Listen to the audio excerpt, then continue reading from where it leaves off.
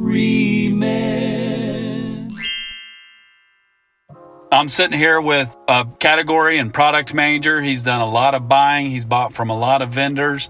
He's worked for 2 major retailers in our markets. He's also worked on the OE side as well as the aftermarket side.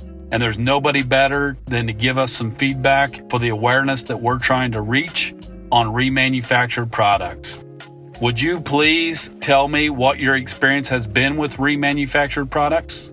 Sure. I've been involved in programs that are designed around remanufactured products as well as original products. So I'm familiar with both. What is your decision between a new option and a reman option, or do you like to offer both in the market? Good question. You've got to understand who your customer base is.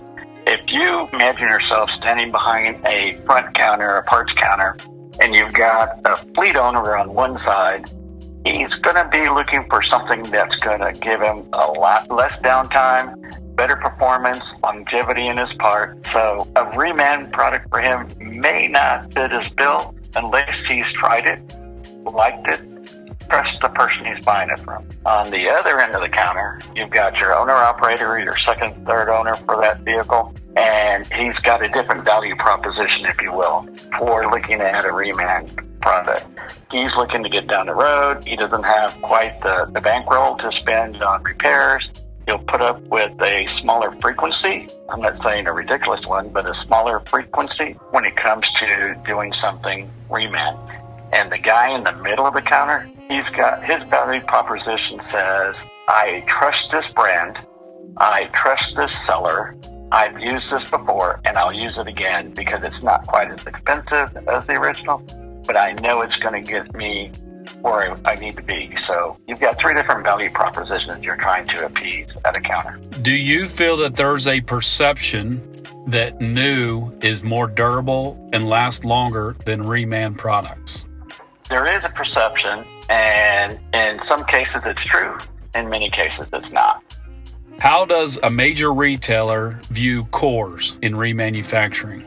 Cores are something that has to be dealt with, and depending on the arrangement with the manufacturer, the distributor, it could be an okay relationship, or it could be something that's just very unattainable to collect cores, to grade cores, to involve a core with a customer.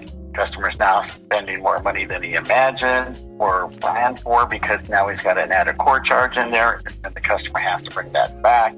And he's stuck with, is my core going to pass eligibility? Am I going to get my money back?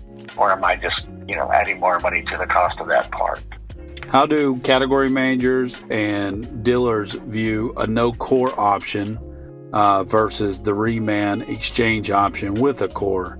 It offers ease of transaction, if you will, with the customer. There is no core charge. There's no core coming back.